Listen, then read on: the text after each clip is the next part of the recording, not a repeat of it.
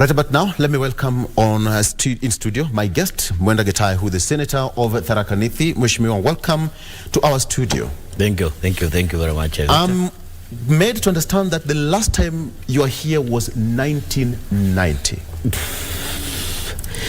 That is very true. That time I was I just graduated from my A-levels. As I was waiting to join the university, I did some vocal tests, maybe from Jorege Dale broadcasters, the likes of Amish Temu, the likes of Jacob Maunda. Right. I was there, I think, about 19 years old. So I think my interest, I missed being a journalist just by sheer chance. I should have been a journalist. What happened? Because it's not even you know, when I did my vocal tests, I really qualified. But you know, that time there were no communication, there were no phones, so I went into some funny places.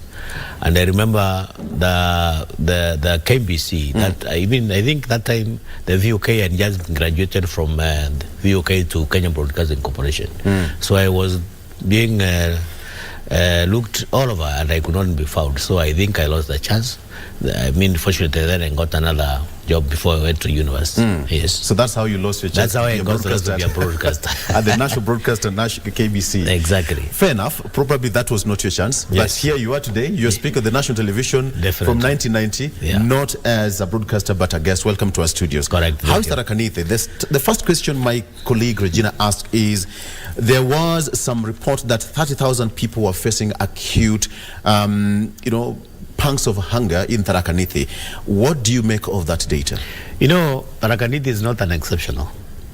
We all agree as a country that drought is a national disaster because of climatic change. We have under a lot of unexpected changes, especially in our weather, in our climates. We have had no rains for quite a lot of many years. And Tharaka Nithi is not exceptional for that matter.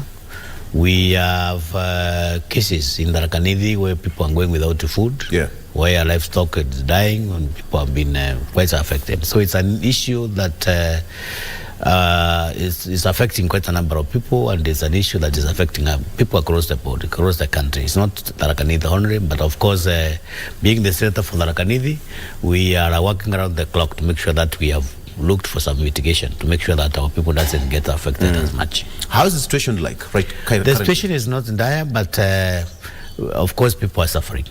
But it's not like the places where I've seen livestock dying, people are dying and all these things. It's not as dire as one would want to put it, but of course, especially the lower parts of Tharaka Nithi, because we have two sections in Tharaka Nithi. We have the upper zones where we have along the Mount Kenya area, the areas to do with the Chuka and Chogodia, and then we have the lower parts which borders Ukambani. So I think those are the areas where we have serious problems of people suffering from some drought and so forth. Yes. Any mitigation from the national government, from the county government? Yeah, we are working, especially the county government and the national government, in coordination with the elected leaders. We are making sure that we are going to alleviate that situation. Yes. You sit in one of the powerful committees in the Senate. Yes. What is the budget like currently?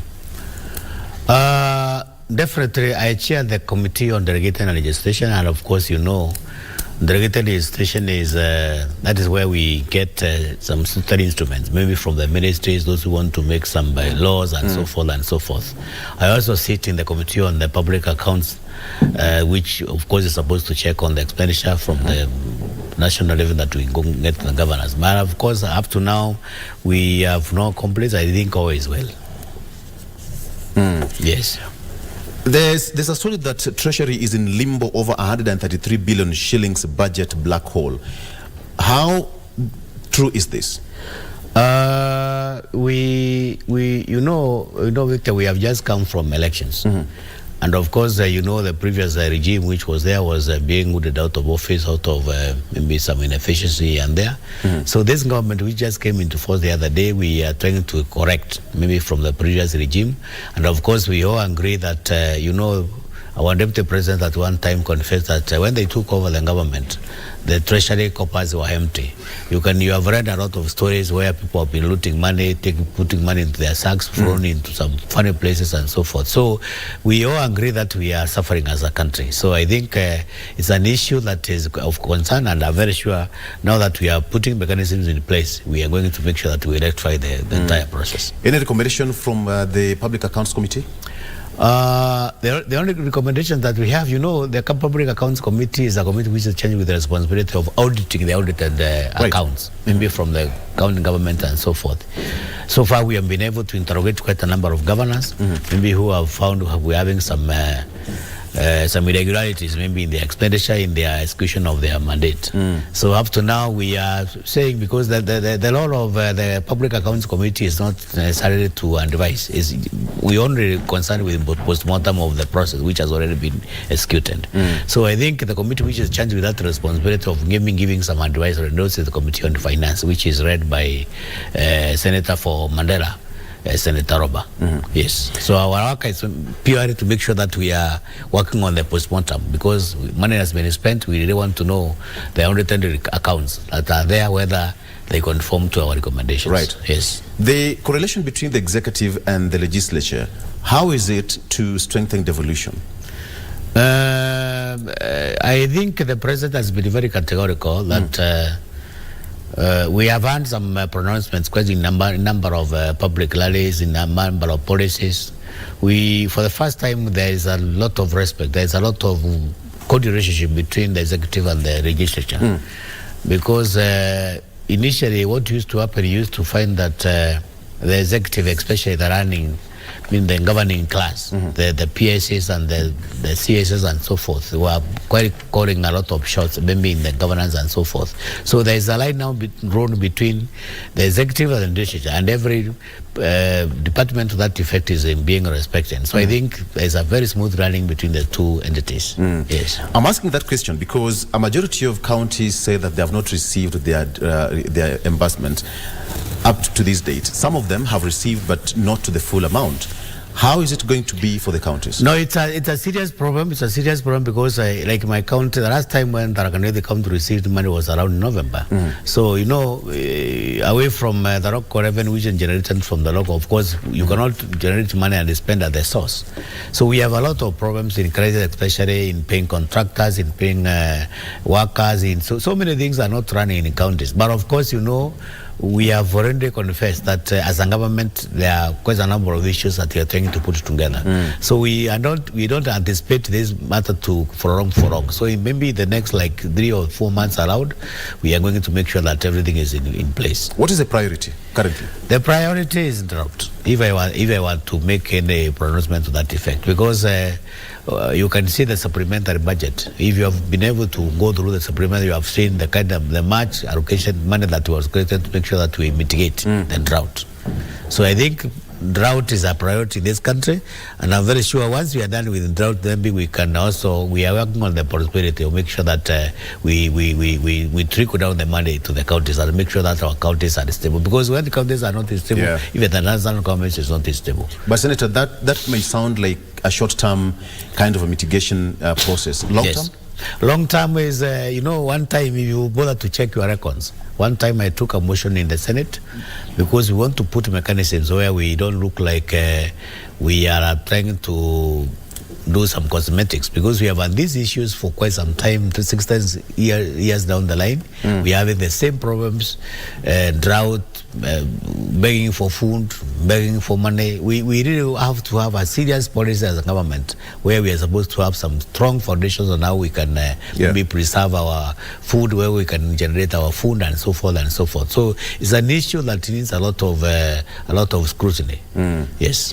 I'm trying to imagine, because this is a story that will be told over and over again. We'll have another cycle, probably rainy season will come, and then another drought will also ravage us once again. It's nature. But don't you think that it's come to a point now the national government together with the county government should now work hand in hand so that at the end of the day we'll not be talking about the same issue of drought again? I think I am private to you the information that Very soon we are going to create some manufacturing zones, especially in every county. So the president has just stated categorically that in every county we have a manufacturing zone where we are supposed to generate food for every county, and I'm very sure that kind of thing is going to, first of all, create employment, make sure that we have guarantee for food security, and it's an issue that is being discussed at cabinet level, and I'm very sure in the next few months that thing is going to be implemented. So I think there's a serious arrangement to make sure that we have mitigated the problems that are affecting our country as such now. Do you have discussions with the national government? Definitely, that's a national government issue, but of course you cannot do that in discussion without involving the county governments. Of course, land will be created from the counties. So it's an issue that is being discussed between the national government and the counties. So because we want to run away from those empty politics and politicking here and there, so we want to make sure that we have created bumper zones in every county, make sure that we have generated food and make sure that we have created some employment in terms of factories and industries. Because in every county is blessed with its own resources. For example, if you go to Tharaka, you find that some areas are too much endowed with maybe mangoes, others are endowed with coffee and also those. So we didn't want to capitalize on the interest of those particular people. Yeah. Some people have been calling for this situation to be declared a national disaster. Yes. Do you also hold this? I think the government couldn't be late. I think that issue is supposed to be a national disaster some 5 months ago. Because it's a serious problem which is affecting the entire nation. You can go to some parts in Northeastern, some parts in Masai Island, some parts in Rift Valley. People are dying. There's a big problem that we have at this country. But I'm very sure the government restores and I think something is being worked on. Yes. Senator, we are 5-6 months into the new administration. Your data, what would you talk about the current government? Up to now, because we have supposed maybe to analyze some issues to do with security. If you look at security, we have a lot of issues. We even previously, before this government came into force, though we have some spots where we have some issues to do with insecurity and so forth. I think the CS in charge of Interior has done very well. Other ministers are trying to pull up. And you know, it is not easy, my brother, to just wake up and take a government, then you start rating the government within 6 months. Yes. It's too short time that you cannot necessarily say that this government has been able to do this, because this is the time now when we are putting structures in place. Just the other day, we concluded with the KBCSs. We are working on the permanent secretaries, which we have just concluded. And so I think we are putting systems, considering that we have not even operated even a budget. So we are working on a budget that was maybe from the previous regime. It's just the other day, I think a day or 2 weeks ago, is that when the supplementary budget was brought, which has just been ascended by the president. So I think there is nothing much this government has said that we have put structures on our own, because we are working on a budget that was being done by the other regime. So I am very sure there is a lot of hope. Yeah. There's a lot of hope. There's a lot of hope. At the end of the day, there's a lot of expectation from Kenyans. And now the weight lies squarely with the president and his administration. What do you think is going to be? No, the president is a hands-on person, very young and energetic. He's a brilliant person, somebody who we really hope and we really trust that this gentleman is going to perform, because, you know, he is not naive. He has been in this government for very many years. He has been an MP, he has been an assistant minister, he has been a minister, he has been a deputy president. So I don't think whether there is anything that is not right within himself. So I think along the way, we hope that the president is going to perform, because I don't think whether, and of course, just looking at the people who are surrounding him, the cabinet ministers and the permanent secretaries, they are people with vast experience, and I'm very sure something is going to be done, and we are going to be happy very soon as Kenyans. And you still say that there is hope? There is hope. Absolutely. Yes. The selection panel of IBC now is almost taking shape. Yes. What do you make of that?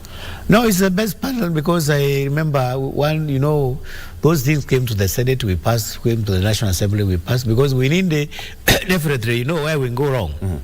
We need people who doesn't have any affiliations, right? Because an MBC should be an independent body without anything to do with the parties. It's something, it's something that's supposed to be professional. So I think that's how we best create the credibility of any election. We cannot just pick people from who are not vetted. So I think the panel is quite excellent, according to me. The opposition is not happy with the composition. That is their business. Of course, you know, when the opposition is supposed to check on the government, so they will never be happy for anything. that would have a ripple effect at the end of the day towards that election. You know, you cannot agree. Democracy is democracy. If you look at democracy is when you involve everybody and everybody gives some consent. And of course, the role of the opposition is to check on the government, which they are doing. And I don't think there is any trouble with that. You remember the other day, the president intended creating an office of the official opposition for the first time. This is, I think, this is the fifth government. From 1963, we have Kenyatta, we have Moi, we have Kibaki, and Uhuru, then Ruto. We are creating an office for opposition where they're supposed maybe to sit comfortably and check on what the government is doing. I think that's the best way we can make sure that we have really realized our interest for democrats and good governance. Yes. How can the current IBC, the one that is about to be constituted, how can Kenyans have faith in this commission? Because it was competitively recruited, because both the bills came to the Senate, the National Assembly, they were passed and so forth and over, because it incorporates everybody. If you look at it, it has the professional bodies, the LSK, it has the professional bodies like the region. So it's a body that is comprised of all the interests of this country. So I think there is every need for Kenyans to trust that has happened in the past, but it has not stopped the commission from falling short. Simply because you missed the other day doesn't mean you missed today. You missed and maybe rectify along the way. Yes. So you still say that two wrongs don't make, now of course, exactly, make a right? Yeah. Can't make a right? No, two wrongs cannot make a right. Now these no. What I'm saying is that there's, we cannot say because you made a mistake yesterday, so we expect you to make a mistake today. No, maybe you made a mistake here. That's why you can see the kind of mess that were almost like being caused in the bombers there some few months ago. So we really want people who doesn't have any affiliation. We want some people who are credible, people who can be trusted, people who are vetted, and that's exactly what we have done as a Senate and as a National Assembly and as a government. Yes. How, as a Senate, how are you going to make sure that the selection panel is streamlined in such a way that at the end of the day it will serve the interest of Kenyans, the voters, and even those people who will be contesting for particular seats, various ones?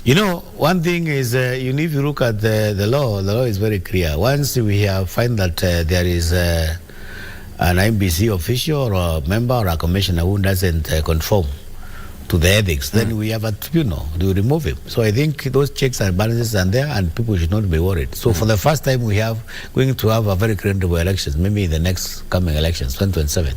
So I don't want to preempt, but I'm very sure as a Senate, as a National Assembly, as a government, we want to make sure that we have entrenched democracy in this country where we have some independent bodies that can do things without being influenced by anybody. And we have demonstrated. Look at the way the police is very independent. We have even given money on their own. Nobody cares how they use the money. The only need to know is how they are supposed to account for the money. Because the other time the police used to beg to be run before the office of the president, the PS and so forth.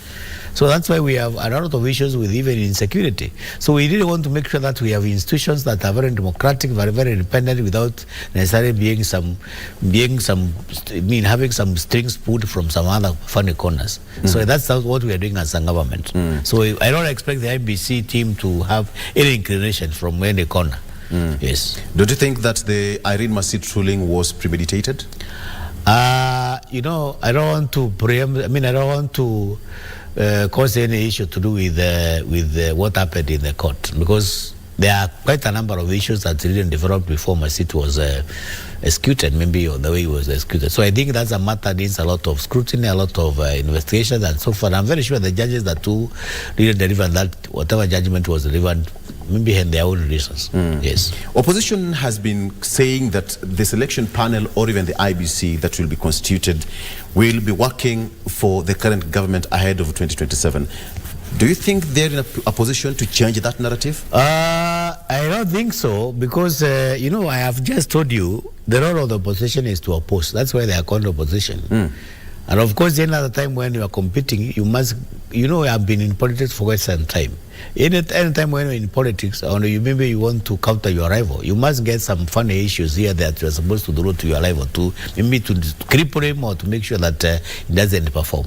So these are some of these antics, the heretics that the opposition is trying to draw. And I'm very sure those are normal issues that are supposed to be found in any democratic space. In fact, they are talking because there is a lot of space. There's a lot of democratic space in Kenya.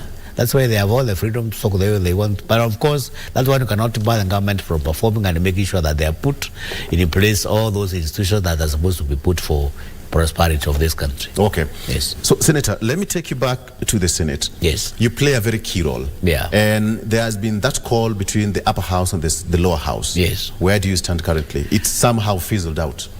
The problem was, when the Senate started, I think there was some misunderstanding. There were some, even those senior lawyers, Kina Kretu Murunge, Kina Orengo, and name them.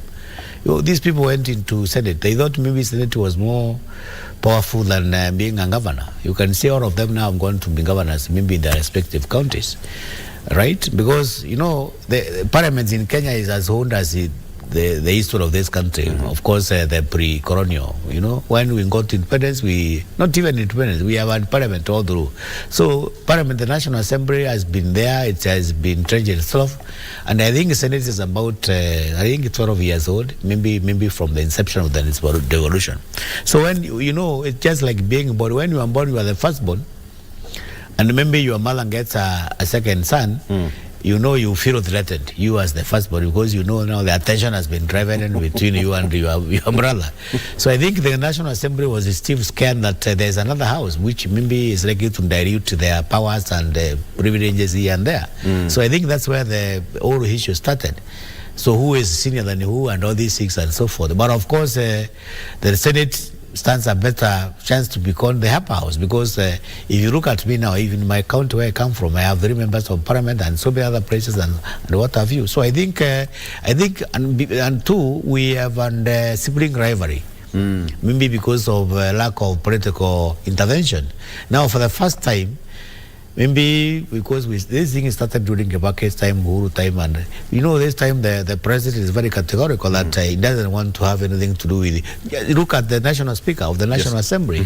The National Speaker, Honorable Moses Wetangula, has been a senator for 10 years, so he understands. Look at Kingi, the senator, the Speaker of the Senate. He has been a senator, he has been a member of parliament. So there is a lot of that correlation between the two houses, now that there is no rivalry. And for the first time since the inception of the Senate and the devolution, we have no bitter contest between the National Assembly and the Senate. I think we are working now in a very mutual relationship. Yes. Some of the senators say that they don't have active roles in the counties. True or false? Maybe that's an individual, because when you say, because the role of the Senate is where prosperity in the Constitution, because one thing is supposed to, as a senator, you're supposed to you are a member of parliament for your county.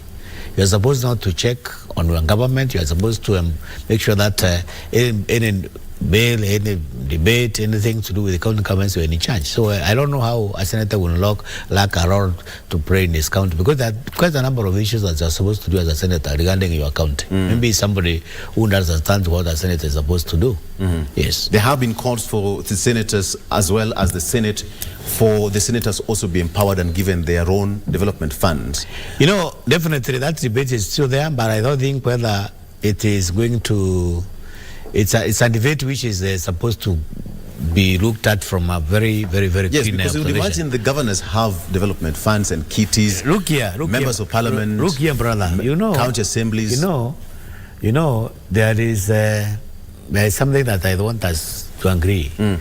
You are supposed to go to the governor, whom you have just allocated some 4 million, who is doing a lot of developments. He is doing some roads, he is doing some hospitals, he is doing so many other things maybe in the counties, right?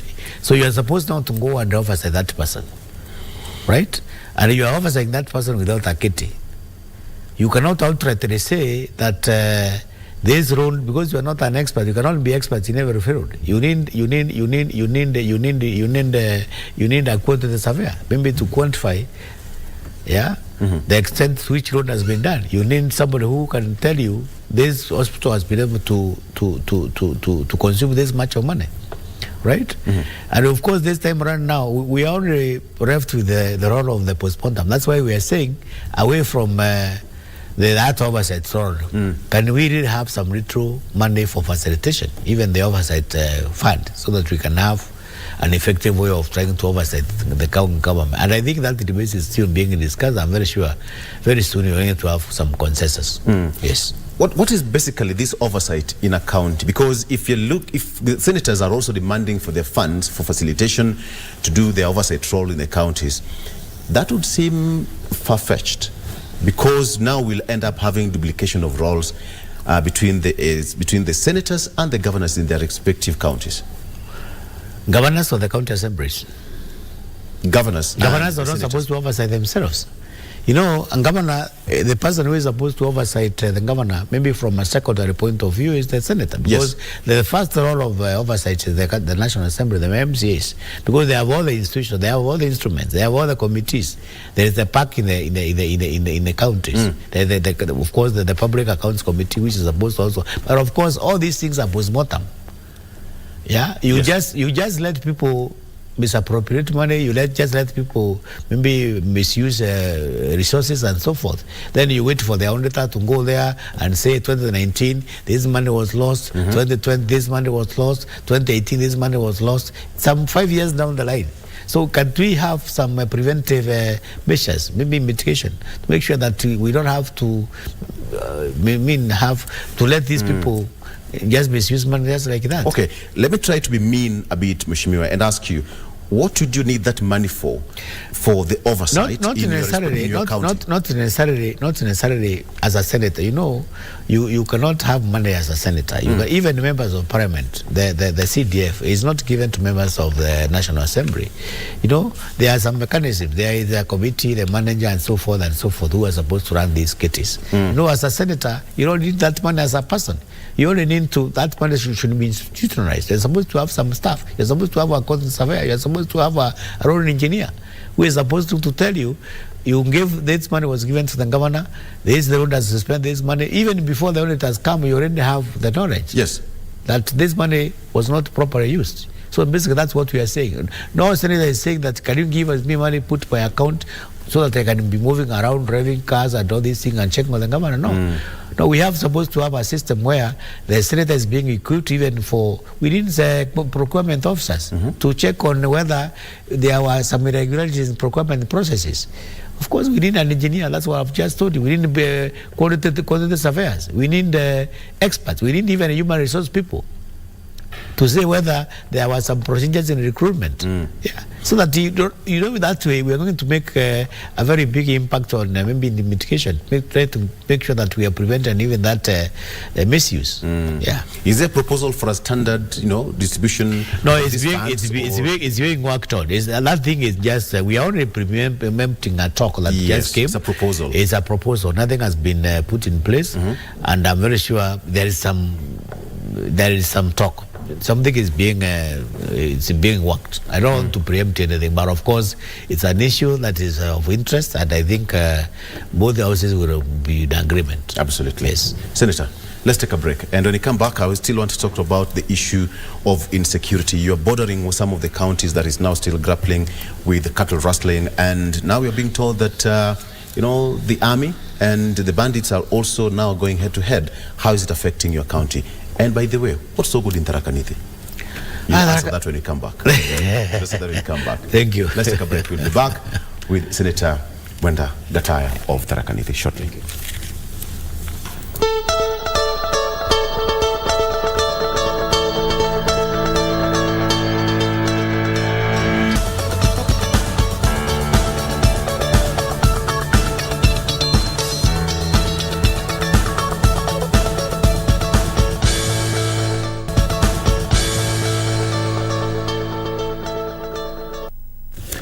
Welcome back. Now, very fast, we are just about to wind up with this one before we head to Radio Taifa. I will give my guest a minute or 30 seconds to give us a voice test, because he said he cannot do me on my job. He was there in 1990.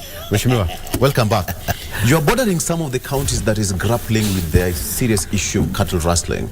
And I tend to believe that Tharaka Nithi is also sitting on the edge. How is the situation there? My brother, let me tell you something. We know Tharaka Nithi, we have a big stretch.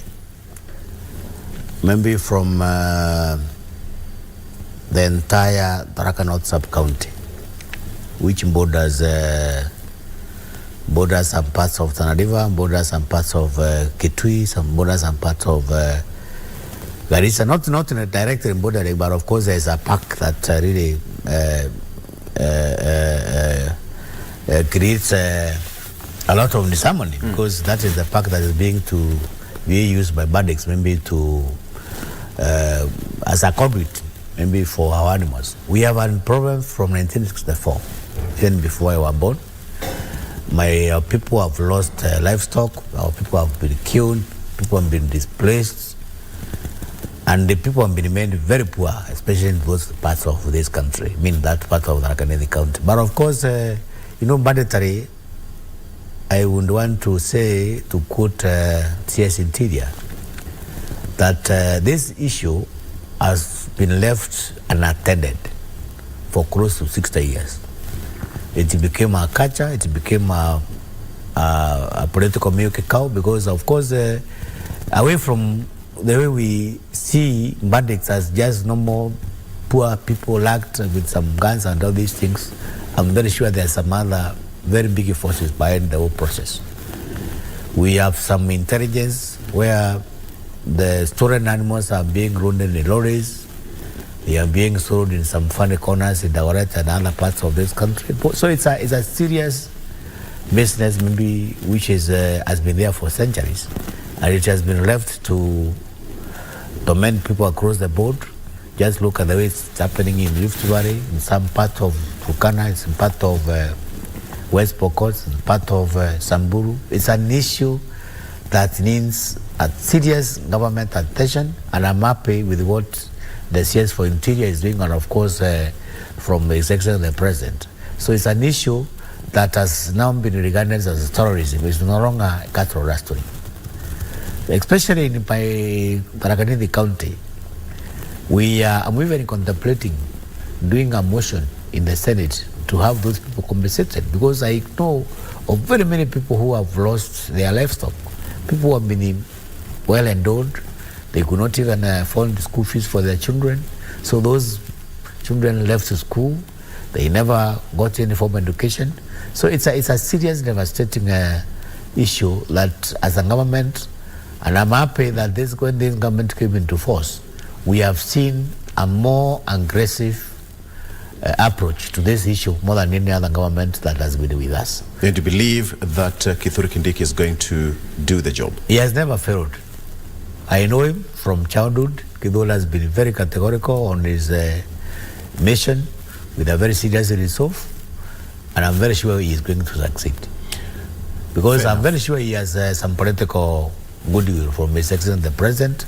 He has all the machinery, he has all the instruments of operations, and I'm very sure for the first time in Kenyan history, we are going to make sure that we have addressed this issue once and for all. Thank you. Yes. What should the people of Tharaka Nithi expect of you? So many things. I'm a very serious go-getter. Right now, for the last 6 months, I've been close to all the ministries. I've been to the Ministry of Water, where I've been able to lobby for 104 boreholes. I have been able to go to the Ministry of the same department again. I've been promised dams, especially in my lower parts of Tharaka Nithi. I've been to the Ministry of Agriculture, where we're working on the issues to do with the coffee and the tea, especially the lower parts of Tharaka Nithi County. I've also the dairy milk. We also to the Ministry of Youth. We are working on the possibility to make sure that we elevate, to make sure that we empower our youth. I've been to the Ministry of Roads.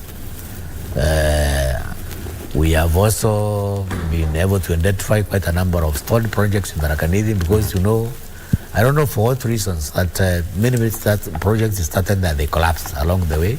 So I've been to quite a number of ministries. In the Senate, I've also done quite a number of motions. I have done motions on encouragement of rivers that are drying. I've done motions on food security. I have done motions on the county headquarters because remember, Tharaka Nithi was one among the very counties that did not have the county headquarters from the inception.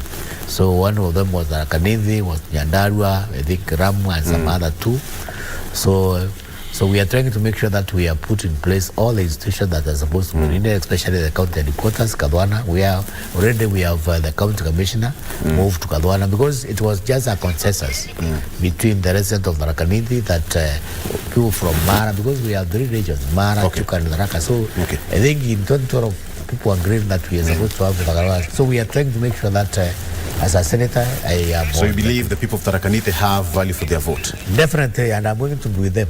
I've been saying that my resolve and what really puts me into any advantages, I'm always close to the people. Then they can assess me and all these things. And I think we are working together with my people. Senator, we are coming to the close. Before we close over to Radio Taifa, you said you wanted to give me a challenge on broadcasting. I don't know what you're going to do. You're going to read news in Tharaka Nithi or in English or Kiswahili? English. 20 seconds. I can do it in English. That is your card. I am going to put you down. Okay. My bosses are watching. Please don't embarrass me. Bring that news bulletin. Go ahead. That is my camera. Where's the bulletin? No. Create a story for me. Assume the president is going to launch a housing project in Tharaka Nithi. Yes. Now give us a bulletin. Your intro. This is KBC News, as being read by Mwenda Gataya. Okay. I've given you a script. There you go. Okay. All right. China's crisis resumed its operations after 1 week temporary closure, following pressure from local leaders who cited unfair competition. Consumers showed up in masses to welcome the reopening of the retail service, owing to the store's convenient location and affordable prices. Senator, why we can still go back to the records and get your records in 1990? You can give your job. Yes. The MD is watching. You'll get a job. You'll get a call. Please, don't call us. We'll call you. Thank you very much. To be a side hustle. Absolutely. You know, this has been my passion for all these years. Okay. Yes. Thank you so much for coming on the show. Thank you very much, brother. Mwenda Gataya, who is a senator of Tharaka Nithi, coming over to the show. Thank you so much for coming over.